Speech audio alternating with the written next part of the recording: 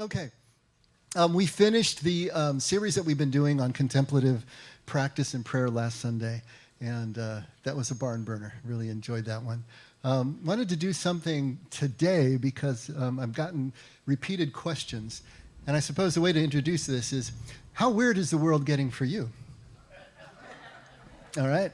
So it just seems like, especially in the last 2 years since the pandemic and all, things have really accelerated, and the world seems to be destabilizing by the minute.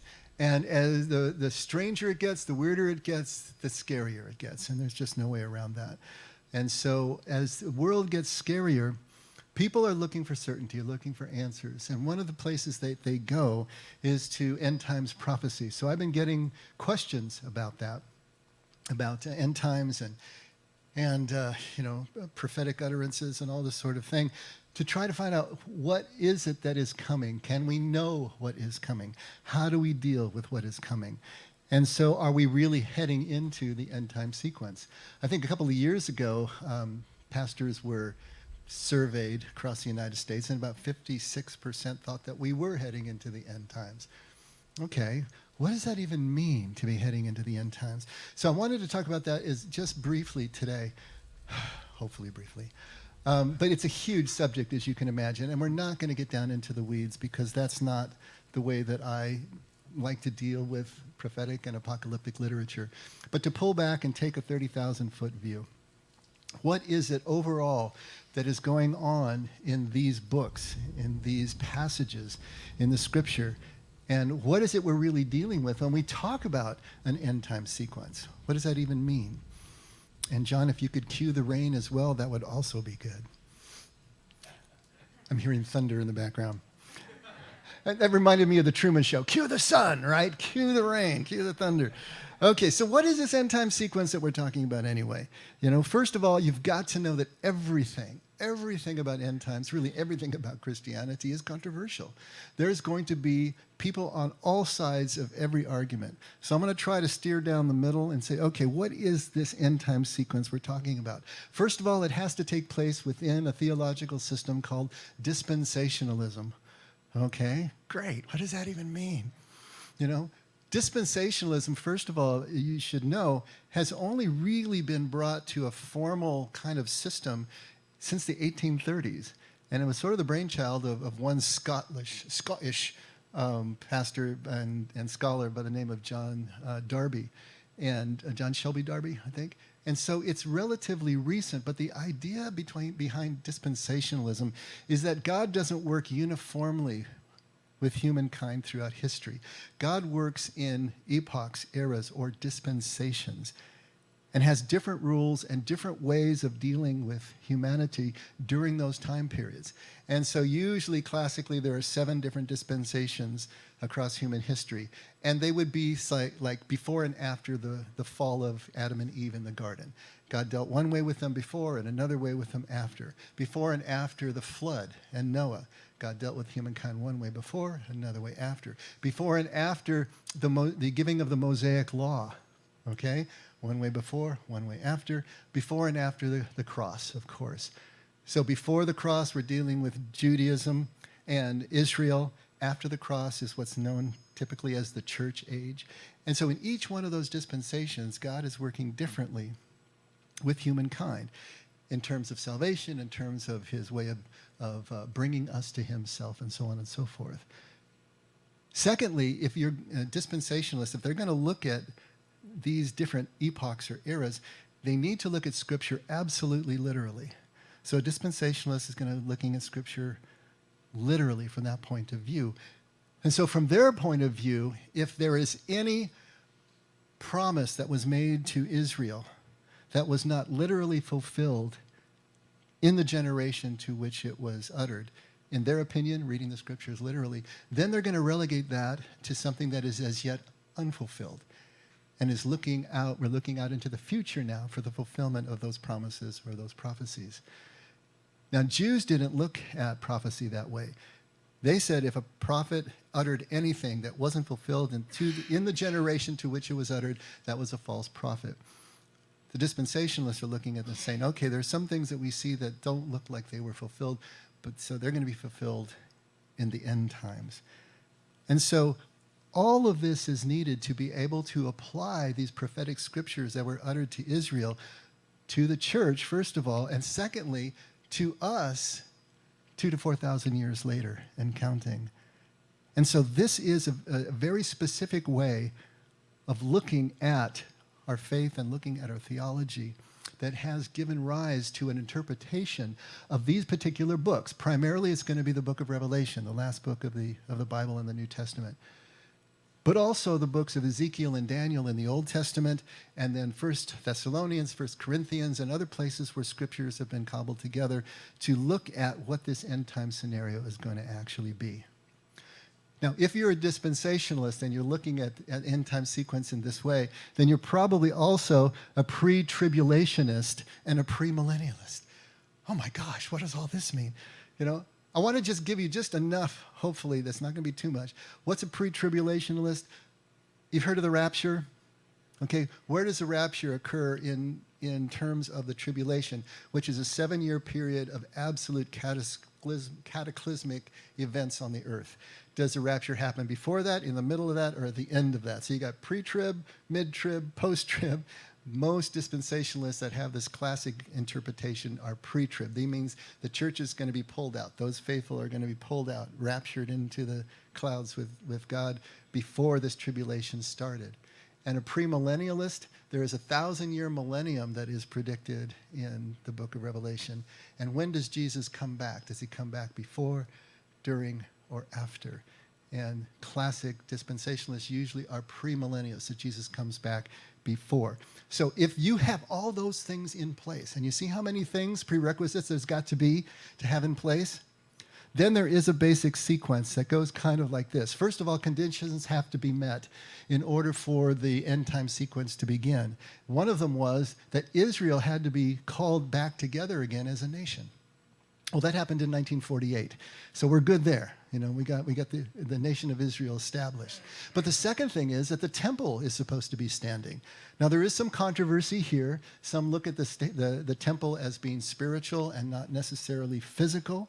But most look at it as a physical temple that is now reintroduced, the whole temple system with animal sacrifice and the whole deal. Some of you asked me about the red heifer that was sent to Israel from Texas, or several of them were sent.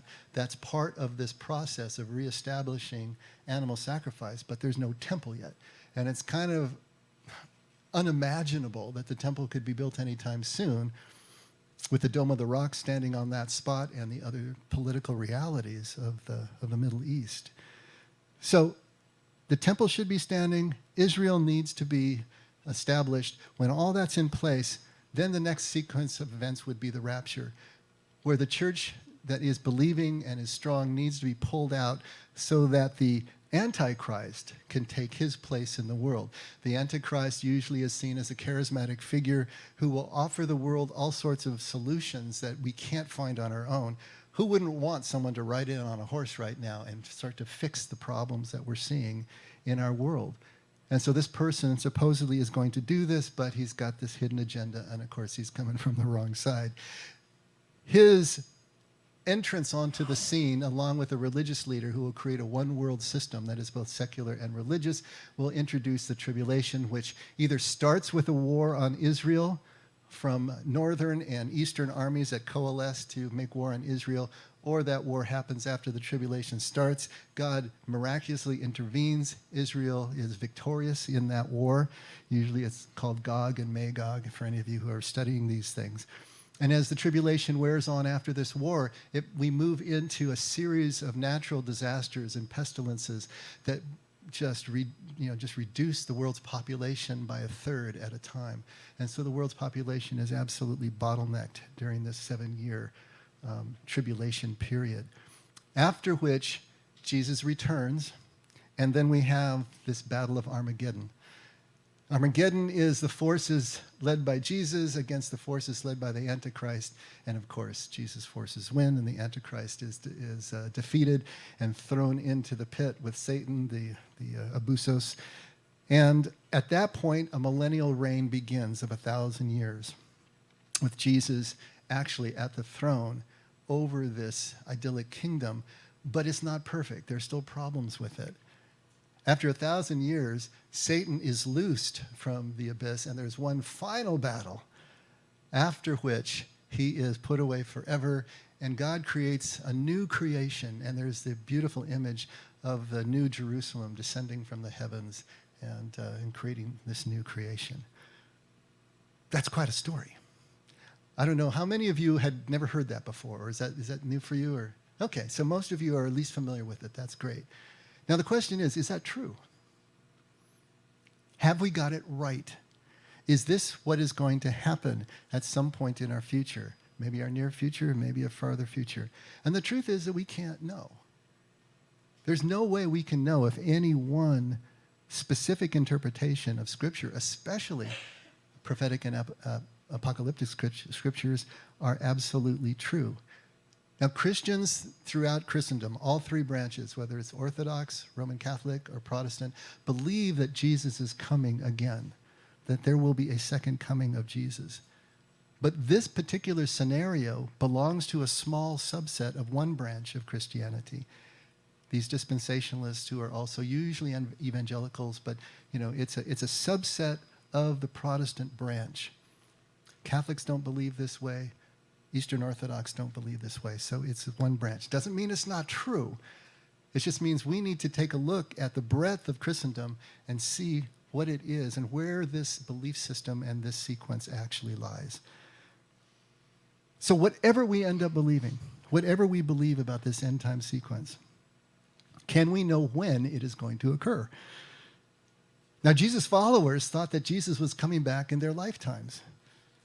And the scriptures are written along those lines. When you read Paul, you see him talking about the shortness of the time. But the end of the world and Jesus' return and this sequence, however it was understood, has been predicted since the earliest days of Christianity and all throughout the 2,000 years that we have existed and history has accrued since the crucifixion. In 500, there were three church fathers who predicted the end of the world and this end time sequence and Jesus coming back. And one of them was based on the proportions of the ark, believe it or not, Noah's ark. In 1000, Pope Sylvester predicted the end of the world 1,000 years after Jesus' birth. And then when that didn't happen, then they kicked it to 1033, 1,000 years after his death, thinking that was the right number. John Wesley, the beginning of the founder of the Holiness Movement and Methodism, right? He predicted the end of the world in 1836. And William Miller, this is an important one, the Millerites and William Miller, he predicted the end of the world on October 22nd, 1844. And this was a movement that really believed that the end was coming. They sold their houses, they sold all their items, they divested themselves of all their property. They went to a field on top of a hill and waited. And it's called the Great Disappointment because nothing happened. All right? But even so, the group that was following William Miller recoalesced into the Adventists and eventually the Seventh-day Adventists, who are still looking for Jesus' advent, the second coming, and still then had several other predictions later on in time. Jehovah's Witnesses and George Taze Russell predicted in 1874, and then again in 1914. Joseph Smith of the Mormons and Latter-day Saints predicted in 1891. Chuck Smith of Calvary Chapel predicted the end of the world in 1981. Hal Lindsey, late great Planet Earth, right, 1988. And Jerry Falwell, he gave himself a spread between 1999 and 2009, a 10-year spread. And Gene Dixon is a late one whom you may have heard of, predicted the end of the world in 2020. All these predictions, none of them are happening. Can we know? Can we know when the end will come? Can we know when this will happen and what will happen? This is what people reading the scriptures generally have been able to glean, and they make their best guess. But I want to tell you what Jesus said about this. If we take a look at, well, I don't know if you can put it up there. It's Mark 13, 1 through 4, John. It's not on the sheets. This is what's called the Olivet Discourse. Jesus is in the Mount of Olives, and he's talking to his disciples. And as he was going out of the temple, one of his disciples said to him, "Teacher, behold, what wonderful stones and what wonderful buildings." And they're looking back at the Temple Mount, and they're looking at the temple itself, which was a magnificent structure by any account. What magnificent stones, what wonderful buildings. And Jesus says to him, "Do you see these great buildings? Not one stone will be left upon another, which will not be torn down." And as he was sitting on the Mount of Olives opposite the temple, Peter and James and John and Andrew are questioning him privately. "Tell us when these things will be, and what will be the signs when all these things are going to be fulfilled?" Obvious question. Anybody would want to know, right? You're looking at this magnificent structure that is the heartbeat in the center of Israel, and he says it's going to be torn down. When is this going to happen? How are we going to know the signs? Now, clearly, the context of this passage is about the fall of Jerusalem and the destruction of the temple that occurred in 70 CE, 70 AD by the Romans. 40 years later, basically. And yet, when the dispensationalists look at this passage, they're what are called futurists, and they're going to see this as something that is going to be pushed out into our future, and we're still waiting for that to happen.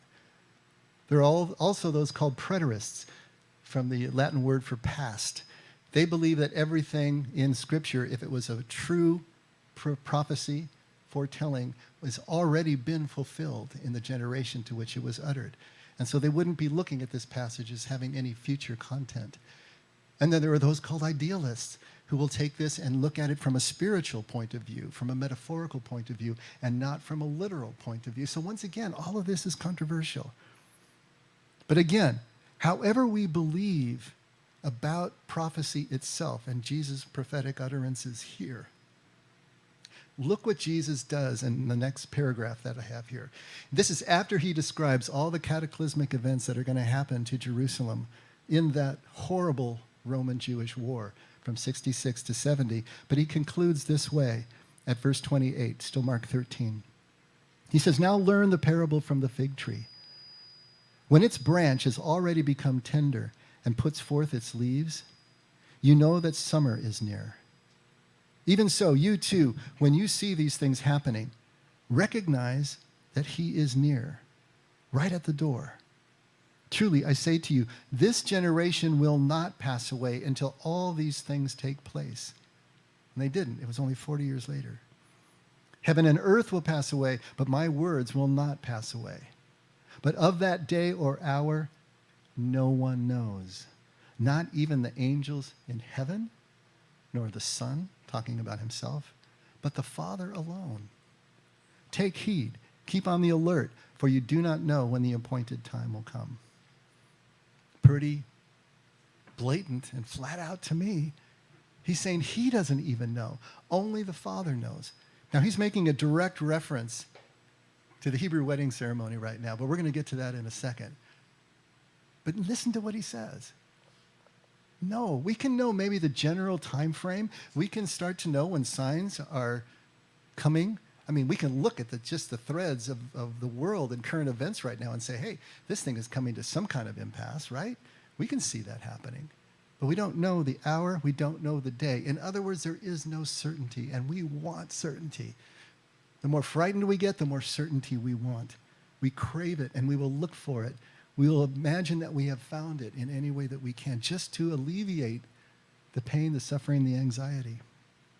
And when you take uncertainty and you add them to terrifying images and cataclysms, then all of that, plus the fear that you have, can really put you over the top into some anxiety.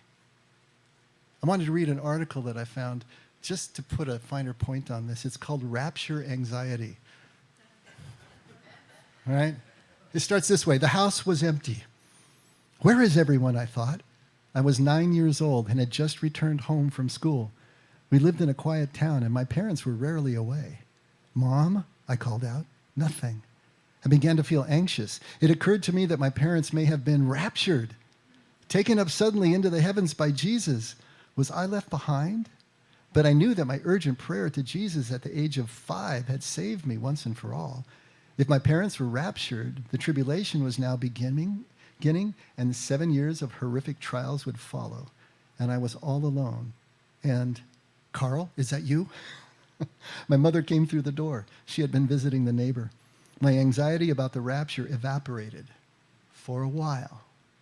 Now, I could be wrong, but I remember Bob telling me a story just like this. I don't know. Not if it's okay. Yeah, okay. You know, he was raised in Scotland, of course, the home of John Nelson Darby. He was raised in this tradition. And he had a moment like that where he found himself at home, or he'd just woken up, I can't remember exactly, and had that same kind of start. Am I left behind? The writer continues, the rise of rapture anxiety. I'd never heard the term rapture anxiety until I read a September 27th CNN article titled, "For some Christians, rapture anxiety can take a lifetime to heal." The author begins with the testimony of an ex-evangelical named April Ajoy, who had experienced religious trauma because of the fear and stress caused by belief in the rapture and being left behind or being killed during the post-apocalyptic time of tribulation.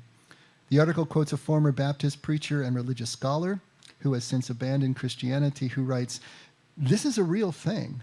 It's a chronic problem.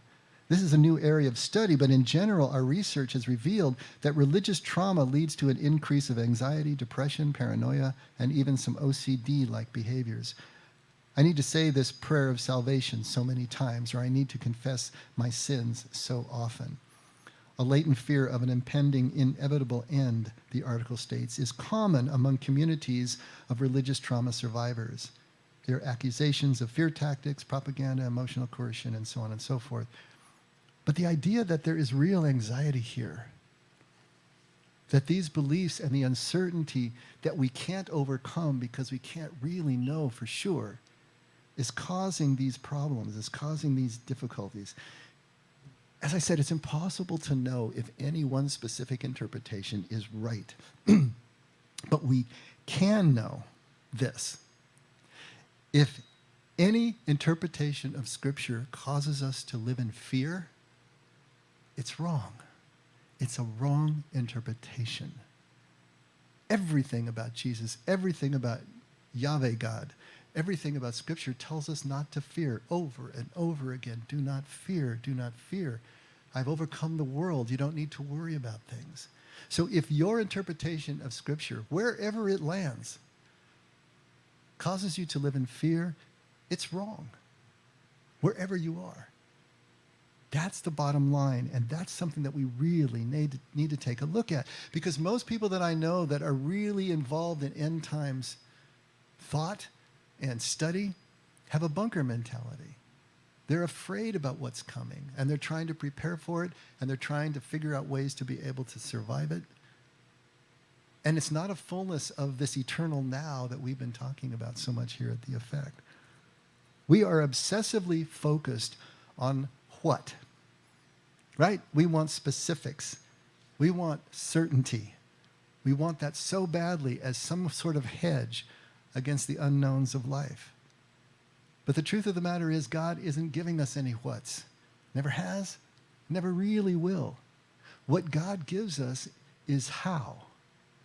Not what, but how. He's giving us the glimpse of a quality of life that is possible for us right now. The glimpse of a quality of action in faith that is possible for us right now in the presence of doubt, in the presence of uncertainty and unknown. Any interpretation that we have of these books, especially these prophetic and apocalyptic books, should be funneling us toward God's how. How it is that we live with a sense of hope and a sense of gratitude in whatever circumstances we find ourselves. Now, this is all mirrored in the purpose of prophetic and apocalyptic literature, which is highly figurative, highly even allegorical and metaphorical, just because of the nature of the books themselves. Now, in both genres, the prophet is speaking for God. The prophet is telling the people what God wants them to know, guiding them, encouraging them on how to live. Now, the foretelling that is done, the prophecies that are done, are just incidental to the actual purpose, which is to bring out God's word to the people so that they know what's going on. Now, prophetic books, like Isaiah and Jeremiah, occur before a cataclysmic event is about to happen to the people. All right? And the purpose of the prophet is to warn the people, to correct them, to cause them to want to repent, to change directions so that they can avert the disaster. Basically, you're heading off a cliff. Stop, change directions, and you won't go off the cliff. That's what the prophet is trying to do. How you should live so that you can live in concert with God's Spirit and avoid the cataclysmic event. And it's also supposed to happen in the life of the present generation. Apocalyptic books, these are books like Ezekiel and Daniel and Revelation, they occur after the cataclysmic event has already happened. The people didn't listen to the prophet. They went off the cliff. They're standing in the smoking crater that used to be their life and their home and their culture. Now the question is, how do you continue to live believing that God's promises are still going to be there for you, that God's presence is still there for you, that God himself is still there? How do you encourage a people, encourage patience in them, to encourage trust in God's promises, in the restoration that God promises in the midst of this smoking crater? Most apocalyptic books are saying that even if God has to intervene directly into human history, it's going to happen. When you can't see any way that it can possibly happen, it can still happen. But then again, all of this information, especially in apocalyptic books, because now there is usually an occupying force, an oppressor, right? It's written in highly coded language, symbolic language that nobody will understand except those who are initiated into their system. And that's on purpose. The prophets, Ezekiel, Daniel, fall either before or after the fall of Israel in the 8th century and the fall of Judah in the 6th century. The Olivet Discourse, 1st and 2nd, 1 Thessalonians, 1 Corinthians, Revelation, they fall before and after the 1st and 2nd Jewish-Roman wars in 70 and then again in 135. And so you see how these fall out. The prophetic books, the apocalyptic books, before and after these major cataclysms in Israel's history. And they are telling us, how do we live to avoid the disaster? And then, how do we live in the midst of the disaster? How do we live? How do we live in trust? How do we live in hope? How do we live in gratitude and God's presence regardless of our circumstances? It's all about how. Not the what that we so desperately want. The details that are given are used to illustrate the how of living in presence and how to live without fear, how to live in love, and of course always pointing toward love. Now there's one overarching metaphor that is used throughout the Old Testament and the New Testament to describe this how that I'm talking about and the nature of human experience and life. And this is the Jewish wedding tradition. And it seems a little strange to be bringing a wedding tradition into a discussion on end times and apocalyptic books, but it's all there. And I'm hoping that we'll see that in a few minutes here. Now, thinking about the wedding tradition, first of all, you have to understand what a big deal it was in the community. It was a major event in the community. They didn't have entertainment the way we understand entertainment. You couldn't get a ticket to Disneyland. But they had these week-long celebrations, and they were a week long. They were 7 days long, where everybody and their brother was partying and celebrating. It was an excuse for the whole community to come together. And it was huge in connecting the communities and what this is all about. And because of this, it was intimately familiar to everyone that Jesus would have been talking about. They knew this scenario. They knew this custom and this tradition backward and forward because they've been living it all their lives. And it's used as a metaphor for human life. Israel was understood as the bride of Yahweh. And as the bride, Israel had a certain way and how of living life, waiting for the groom, Yahweh, to come back. The church was understood as the bride of Christ, same thing. Now, in the Jewish wedding ceremony itself, there are two parts. Now, in modern Jewish ceremonies, they've been put together into one ceremony, similar to what we have. But in the ancient times, there were two distinct parts.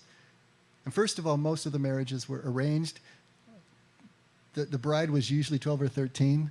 You know, as soon as she could bear children, she was being promised for marriage. And the father was usually the shadchan, which is the matchmaker, right, in Hebrew, the one who would arrange the marriage. And then when the marriage was arranged and the father of the bride and the father of the groom had agreed, then the father of the groom would send his son to the bride's home and bringing certain things with him. This is called the kedushin. This is called the betrothal. And a betrothal in this system was as good as a marriage. Even though you didn't consummate the marriage, you still would need a get of divorce in order to dissolve it at that point, as soon as it was betrothed. So the kedushin is this first part. The nisuin is the second part, the actual marriage ceremony itself. When the father sends the groom to the bride for the kedushin, he comes with a contract, he comes with wine, he comes with gifts, he comes with things that he brings with him. This contract is called the ketubah. And the ketubah is a contract that was written to describe the how of their lives together. It described the groom's financial obligations. It described how he was going to care for the wife. And it was usually done in a very ornate fashion. Today, in Hebrew weddings, they have beautiful ketubah that are created and hung on the wall of the home. And so they still have that tradition. But this was a binding contract. This is a contract between two clans, between two households. And when he would bring it, he would read it to not only the bride, but also to the entire household. And here's where the bride at least technically had some say-so. She had to accept the ketubah. She had to accept the terms of the contract. Now, she may be in a lot of pressure to do so, but until she accepts, there is no betrothal, there is no kedushin. At the point that she accepts, the way they seal it is by drinking a cup of wine together called the kedush. And the cup of wine was called, this first cup was called the cup of joy, because when the joys of life are shared, they are doubled. But that seals the betrothal. Now it's confirmed. Secondly, what they would need to do would be to have the mohar, which is the dowry. And this actually is payment to the father's household for the loss of the labor of his daughter. You never lost your sons in an ancient culture. You gained daughters-in-law because it was the girl, the bride, that moved from her home to the home of the father of the groom. And so the groom would have to pay for the loss of her labor and make up for that loss in her house. And so he would have the mohar that has come down as a ring or a coin in modern times, but it was an actual substantial amount of money that was spelled out in the ketubah, the contract. At that point then, both the hatan, which is the husband, which simply means one who enters the contract, and the kala, the wife, the enclosed one, the completed one, would then take a mikvah, which is a ritual bath that they would take. It is what we understand as baptism, where they would immerse themselves fully and ceremonially into the water and come up purified, and only now for each other. At that point, the groom would make his tenaim. His tenaim was his promise to return. And then he would leave. And he could be gone for a year to 2 years. In the case of some of the Old Testament figures, it was up to 7 years between the betrothal and the actual nisuin, the completion of the marriage. And what he would be doing in this time is raising all the money he needed to meet his financial obligations if he needed to do that. But he would also be building the hadar. The hadar was the actual dwelling place or room or mansion or add-on to the father's house where they would actually live and raise their family. He would also build a chuppah, which was a temporary tent or enclosure where they would have the final nisuin, the wedding ceremony, and also consummate their marriage when that time was right. The groom didn't know when he would be able to go back and claim his bride. That was up to the father. The father was the one who decided when the work was completed to code and everything that he needed to do so that he could leave and go, because, the boy just wants to go get his wife, right? But the father's the one who's putting the brakes on. If you're starting to double think this with me, you're starting to realize some of the passages that we just read. But when the father okays, then the groom travels with all his groomsmen, his entourage, to the town of the bride. And at the edge of town, usually in the middle of the night, by surprise, they would blow the shofar, the ram's horns, and announce that they were there. And then it was all great fun because all of the bridesmaids, a bunch of girls, 12 and 13, so you can imagine they're screaming and yelling and having a really good time, were to get their lamps, light them, run to where he was, and ceremonially light his way from where he was at the edge of town to the bride's house. And when he got there, they would take the bride and they would lift her up. That's literally what Nisuin means. It means to carry home, but it means to lift up, to raise up. And they would have what you normally see, that raised platform on poles, a covered chair, or a couch where she would lay, and they would carry her all the way back to the groom's home in the Nisuin. And there, the hadar, this tent that was usually open on the sides, the groom would wait, the hatan would wait for his wife, symbolizing that he was there and had built this structure and was going to take care of her. And then she would come, there would be 7 blessings, and they would drink a second cup together, the first cup that they had drunk together since the first one. And this was the cup of sacrifice. And the symbolism here is when the hardships of life are shared, they are cut in half. Just as the joys are doubled, the hardships are halved. And they would drink this cup. There would be 7 blessings that would be said. And then everybody would exit the chuppah and leave the couple together, and they would consummate their marriage with 2 witnesses waiting outside for the groom to emerge. Sounds a little weird, I know. Be a witness, but don't listen. But they would, and the reason for this was, and this may sound like too much information, but there's a point to it. There's something called the virginity cloth. It was a cloth that was placed under the bride because the bride was supposed to be pure. Why have this space of 1 year to 2 years between the betrothal and the marriage? It's kind of a pregnancy test, if you will. If you don't have DNA, if you don't know about the way necessarily biology works, to have a space between the betrothal and the actual consummation of the marriage, if she is pregnant or if she delivers a baby, the groom knows it's not his. And that's the way that they were able to tell. On the day of the marriage, was she really a virgin? Was she really pure?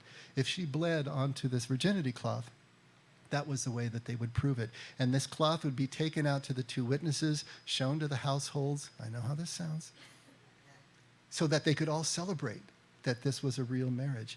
Now, if you think about this, if we are the bride of Christ, and we are the ones who are consummating our marriage with God, if you will, we are not pure. How is it that we can be seen as pure in the eyes of the Lord? This is where Jesus puts his own blood on our virginity cloth and takes it. This is the metaphor. This is the way that the understanding took place. That's why all these details are so important. And after that takes place, they spend 7 days in the chuppah. That's their honeymoon, and everybody else parties outside.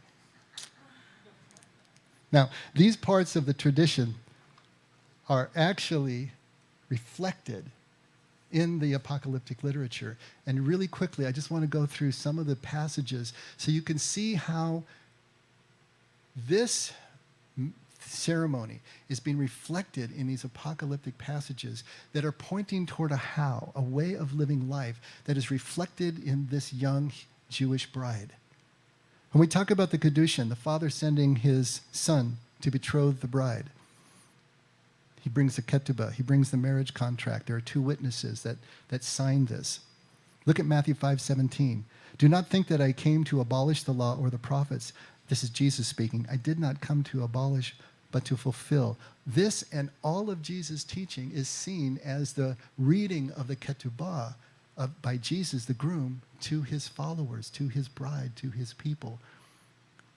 In the Old Testament, they understood Moses' reading of the Torah as the reading of the ketubah to the Jewish people. So here's the same thing. Jesus is reading the terms of the way that we will live together with him by reading this ketubah. The Kiddush, the first cup that is drunk if we accept the ketubah, that seals the betrothal. But there's no second cup that is drunk until the actual consummation of the marriage. Matthew 26, starting at verse 27, when he had taken a cup and given thanks, this is at the Last Supper, he gave it to them, saying, drink from it, all of you, for this is my blood of the covenant, which is poured out for many for forgiveness of sins. But I say to you, I will not drink of this fruit of the vine from now until the day when I drink it new with you in my Father's kingdom. He is pointing forward to the consummation and the second cup that will be drunk in the Jewish wedding ceremony. Then there's the mohar, right? The dowry, the price that is paid. And of course, that is understood as Jesus' own life. That was the ransom. That was the price that is paid, that is spoken of over and over in the Gospels. Then there's a tenaim, the promise to return as Jesus is leaving. And this is the day before the crucifixion at John 14, verse 1. And he says, do not let your heart be troubled. Believe in God. Trust in God. Trust also in me.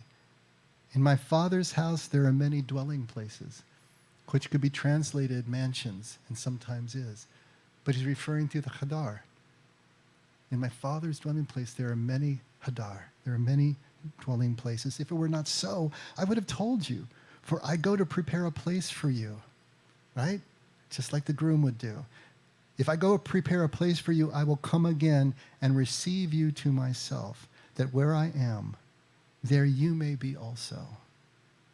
Beautiful rendition that they would understand because they knew how the ceremony went. He goes to prepare the chuppah. He goes to prepare the hadar. And there's this period of waiting or preparation on the part of the bride, on our part, right? Matthew 24:36, but of that day and hour no one knows, not even the angels of heaven, nor the Son, but the Father alone. Because the Father is the one that okayed the Son to go and claim his bride. In the meantime, he is preparing the place. At Matthew 25, verse 1, this is the story and the parable of the 10 foolish virgins. But look how it lines up with what you know now about the wedding ceremony. He said, the kingdom of heaven will be comparable to 10 virgins who took their lamps and went out to meet the bridegroom. Right? This is when the shofar has been blown at the edge of town, and they're running out to meet him with their lamps. 5 of them were foolish, and 5 were prudent. For when the foolish took their lamps, they took no oil with them. But the prudent took oil in flasks along with their lamps. Now while the bridegroom was delaying, they all got drowsy and began to sleep. But at midnight there was a shout, behold, the bridegroom, come out to meet him. Then all those virgins rose and trimmed their lamps. And the foolish said to the prudent, give us some of your oil, for our lamps are going out. But the prudent answered, no, there will not be enough for us and for you too. Go instead to the dealers and buy some for yourselves. And while they were going away to make the purchase, the bridegroom came, and those who were ready went in with him to the wedding feast, and the door was shut. Later the other virgins also came, saying, Lord, Lord, open to us. But he answered, truly I say to you, I do not know you. Be on the alert then, for you do not know the day or the hour. And I know that sounds harsh, but it's a metaphor. We are supposed to be ready. We are supposed to be watchful. We are supposed to be living a certain how that allows us to be able to see when the groom is here. The groom returns with a shout, with the trumpet blast of the shofar. There also is the lighting of the lamps, lapidim, the lightning. 1 Thessalonians 4:16, for the Lord himself will descend from heaven with a shout, with the voice of an archangel, and with the trumpet of God, and the dead in Christ will rise first. This is a combination of the blasting of the shofar and the raising up of the nisuin, you see. And this is a classic passage that was used to prove, as a proof text for the rapture. Matthew 24:27. For just as the lightning comes from the east and flashes even to the west, so will the coming of the Son of Man be. And they will see the Son of Man coming on the clouds of the sky with power and great glory, and he will send forth his angels with a great trumpet, and they will gather together his elect from the four winds, from one end of the sky to the other. And so the lightning is as if it were the lamps of the bridesmaids lighting the way for him to come to us with this trumpet blowing. The snatching of the bride in the middle of the night, to be caught up. The word there in Latin is raptus, to caught up. You know, a raptor is a bird of prey. They snatch. That's the idea there of the rapture, is to be caught up, pulled up. 1 Thessalonians 4:17, then we who are alive and remain, will be caught up together, raptus, right? Caught up together with them in the clouds to meet the Lord in the air. And so we shall always be with the Lord. 1 Corinthians 15:51, in a moment, in the twinkling of an eye, at the last trumpet, for the trumpet will sound, and the dead will be raised imperishable, and we will be changed. Matthew 24:37, there will be 2 men in the field. One will be taken and the other left. 2 women will be grinding at the mill. One will be taken and one will be left. Therefore be on the alert, for you do not know which day your Lord is coming. All of these are references to the groom returning with a shout, with the trumpet blast, and then to be caught up onto the Nisuin. That idea of readiness, that idea of living this how that is so important to presence, so that we will know the hour of our visitation and not miss it. And then the Nisuin, the actual raising up and the journey to the chuppah. John 6:43. No one can come to me unless the Father who sent me draws him, and I will raise him up on the last day. And Revelation 20 talks about the raising up of the dead to new life. And then finally, entering the chuppah, entering the hadar, the mansions in the Father's home. Revelation 21, 3-5. And I heard a loud voice from the throne saying, Behold, the tabernacle of God is among men, and he will dwell among them, and they shall be his people, and God himself will be among them, and he will wipe away every tear from their eyes, and there will no longer be any death. There will no longer be any mourning or crying or pain. The first things have passed away. And he who sits on the throne said, Behold, I am making all things new. This idea of the tabernacle of God being among men is the hadar, is the dwelling place that we can enter, the chuppah that we can enter.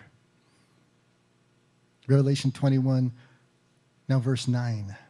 Then one of the 7 angels who had the 7 bowls full of the 7 last plagues came and spoke with me, saying, Come here, I will show you the bride, the wife of the Lamb.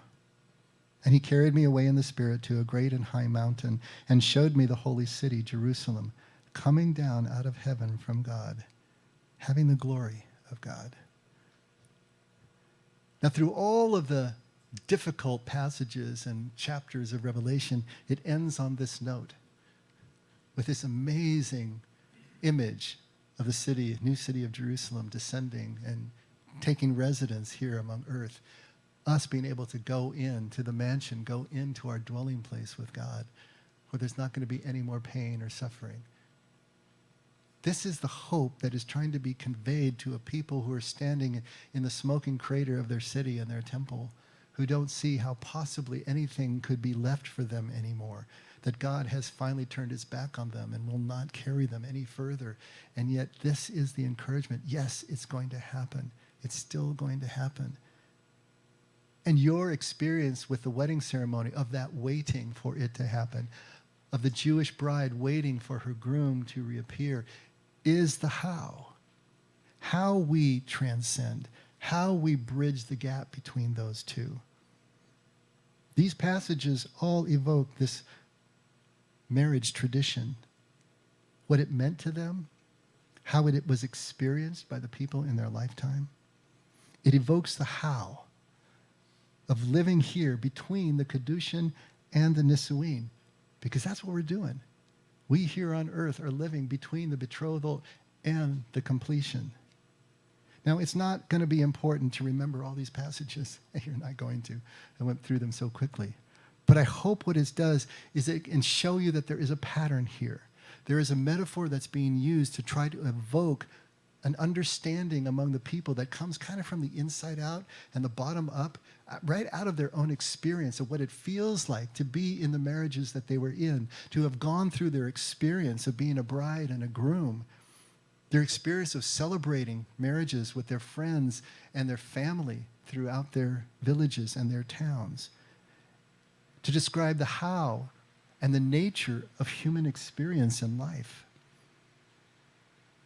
All of this, Israel, the bride of Yahweh, the church, the bride of Christ, Jesus as the groom, all of human history, all of life is lived between the Kedushin, the betrothal, and the Nisuin, the consummation. It's all lived between heaven and earth, the same idea. Earth being the place of the Kedushin, heaven being the place of the Nisuin, that we are carried up and raised up. How are we to live in this in-betweenness? How are we supposed to do that? Exactly as a Jewish bride does it. In that period that she is waiting for her groom to return, already spoken for, already married, but living a life of anticipation and a balance of that anticipation with the awareness of where she is right now, with the presence to her family right now. It's a balance between the now and the not yet. To be able to continue to work toward the not yet, but never at the expense of the now. To realize when that not yet comes to pass, this now, I won't know anymore. This family, that is all I know and I've grown up with, will not be my family anymore. I'll have my own family. And that fulfills my purpose. That's a beautiful thing. It's an exciting thing, but it's also a bittersweet thing. To leave these people that if I'm far enough away, I will not be able to see on any kind of regular basis, if at all.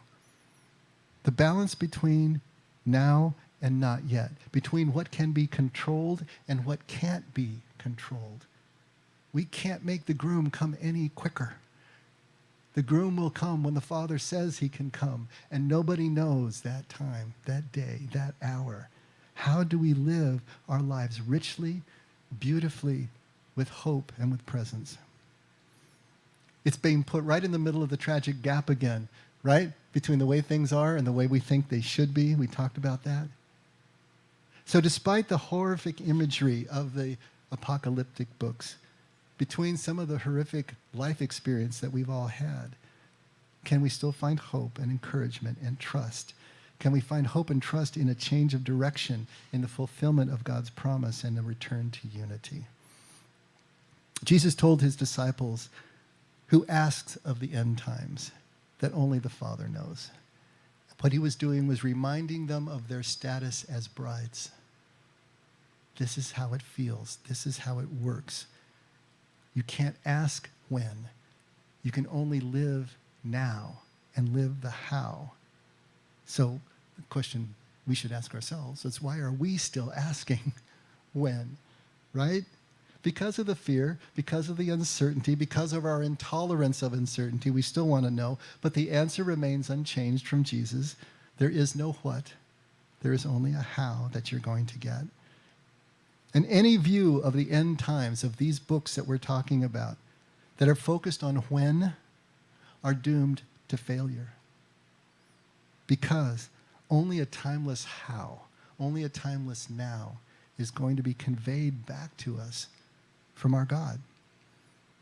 And any view of end times that causes worry or fear or judgment has already failed because it's missed the point. Now, I don't know what the end times are going to look like, and I certainly don't know when, but I'm in good company because nobody else does either. And anybody who tells you something different is selling something. All right? Nobody knows. Jesus told us that without any equivocation. Furthermore, at this point in my life, I don't care. I don't care about the when. I don't care if I've got these particular verses right or not. The what and the when is not important to me anymore. Only this how that we're talking about. The how. How do I live in hope and trust until I die? Or until I'm raptured, if that's true? Maybe it is. I don't know. It doesn't matter. This moment matters. This how matters. Now, if you didn't hear anything else from this message, right, that I've been talking about, at least hear this. As scary as the world is turning out to be, as scary as Scripture can be when we read these books, if we're afraid of God, then we don't know God yet. We haven't learned how to trust God yet. Because if God is who Jesus says he is, then we needn't worry. There's nothing to worry about. And if God is not who Jesus says he is, then we shouldn't be following him. And we needn't worry. There's nothing to worry about. We don't need to be afraid of a God who is not God. And a God who can't love as Jesus loved is not God. We don't need to be afraid of a God who is love. Bottom line, we don't need to be afraid. That's what it all comes down to. That's what the scriptures are trying to tell us in as stark and graphic a way as possible. We don't need to be afraid. And if you're saying, well, I'm not really afraid of God, it's the world that I'm afraid of. Yeah, I get that. In that case, spend more time in silence and solitude. Spend more time in God's presence. And you will find out that you still don't need to be afraid. Because in that God who has overcome the world, we can find our rest still. And when you do that, you'll find that also, finally, you really do understand the end times books and what they all mean. And how we can live this life, not changing the circumstances, but find our hope and find our trust and find our joy, just as a young Jewish girl could find hers, waiting for her groom to return. Let's pray. Father, these are frightening times. We are seeing signs and seasons. We are seeing things on the horizon. And we are seeing that things can't continue as they are for very much longer. And that's frightening, of course. But help us to spend the time with you that we need to understand that we don't need to be afraid, even if times get difficult. Ultimately, everything will be right with you. Everything will be okay. That all things work together for good for those who love you and are called according to your purpose. Help us to do that, Lord. Help us to find out how we love you, how we are called according to your purpose, so we can build the conviction that we need not to live in fear, even as things continue to go sideways. And again, Father, thank you for everything that you've given us. Help us to be wise about the way we use the tools that you've given us so that we can find you in the final mix. We thank you for your love and your constancy, Lord. Never let us forget. We can only love because you loved us first. In Jesus' name, amen. Let's all stand.